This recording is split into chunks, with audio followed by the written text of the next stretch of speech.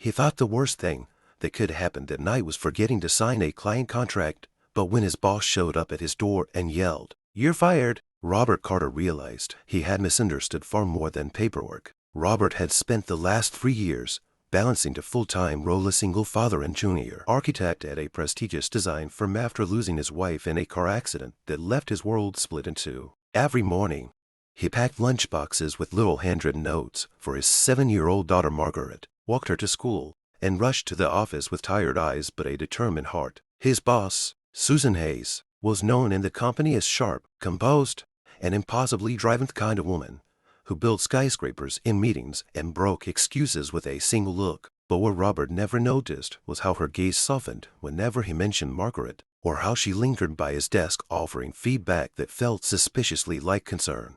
She invited him to company dinners he always politely declined because Margaret had a school recital. She sent late-night emails asking if he needed help with deadlines, which he interpreted strictly as professional oversight. When she brought him coffee one rainy afternoon and said, "You don't have to carry everything alone," he simply smiled gratefully and replied, "Thank you, ma'am." He didn't see the flicker of disappointment in her eyes. To Robert, kindness was survival, something you gave freely without expecting anything in return. He volunteered at Margaret's school, helped elderly neighbors fix broken fences, and stayed late at work to assist interns who were struggling. Love, however, felt like a closed chapter until that night. It was past 9 p.m. when a furious knock shook his modest apartment door. Margaret was already asleep, her tiny hand clutching the stuffed rabbit Robert had sewn back together twice. When he opened the door, Susan stood there in the hallway, hair slightly undone, rain clinging to her coat, eyes blazing with something he couldn't immediately read. "You're fired," she burst out. His heart dropped to his stomach. Fired, after all the overtime, after every sacrificed weekend. His mind restaurant, Margaret's school fees, medical bills. "If this is about the Henderson project, I can fix it," he said quickly, panic threading his voice. But Susan didn't look angry anymore. She looked hurt. "I've been dropping hints for months, Robert," she said, stepping inside as if she had every right to be there. "Coffee, dinners, late nights. I even told you that you didn't have to carry everything alone." He blinked, confused. "You're firing me because I work too much." She let out a frustrated laugh that sounded dangerously close to tears. "I'm firing you from being oblivious." The silence that followed felt heavier than any corporate meeting room. Robert's world shifted as realization slowly dawned on him. She wasn't angry about work. She was angry because he hadn't seen her heart reaching for his. "Susan," he whispered, guilt washing over him, "I thought you were just being kind." "I was," she replied softly, "but not just as your boss."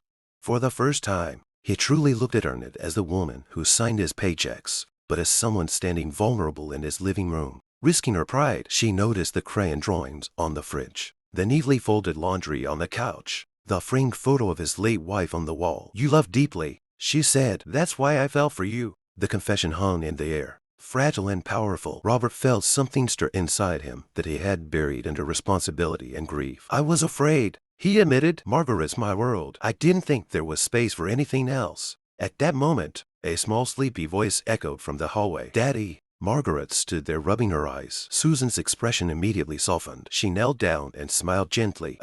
Margaret, I'm Susan. I work with your dad." Margaret studied her seriously. They asked, "Are you the lady who sends him smiley face emails?" Robert frowned. Susan laughed in surprise. "Yes, I guess I am." Margaret nodded thoughtfully. "You should come to my school play. Daddy always sits alone." That simple sentence broke whatever walls remained. Robert realized he wasn't protecting Margaret from love, was protecting himself from risk. Susan stood and whispered, "I don't want to replace anyone. I just want to stand beside you." In that moment, Robert understood that kindness had been her language of love all along. He stepped closer, heart pounding, not with fear this time, but hope. "If I'm fired," he said softly, "does that mean I'm free to ask you to dinner?" Susan smiled through shining eyes. "Only if it's not another polite misunderstanding." And just like that, tension melted into laughter, warm, healing laughter. The night that began with fear ended with Robert making cocoa for 3 instead of 1. Margaret animatedly telling Susan about her rabbit, and Susan listening as if she had always belonged there. The word fired had never meant dismissal. It meant awakening. In the weeks that followed, Robert discovered that love didn't compete with responsibility, it strengthened it. Susan made good on her playful threat by officially promoting him at work. joking that she couldn't date someone she just fired, and the office buzzed with rumors about the once intimidating boss who now smiled more often. But at home, things mattered more. Susan attended Margaret's school play, cheering louder than anyone when Margaret forgot her lines and bravely improvised. Robert watched from the audience, not alone this time, and felt something and allowed himself to feel in.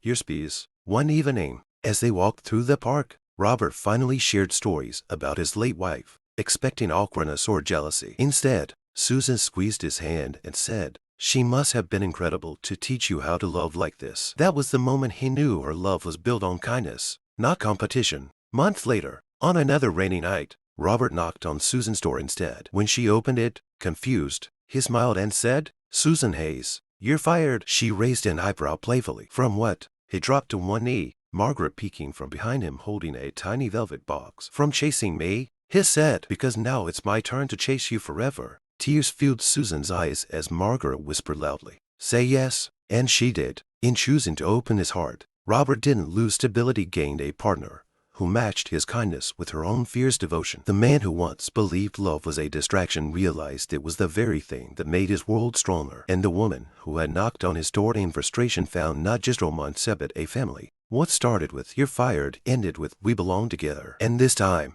none of them were afraid of the hints anymore.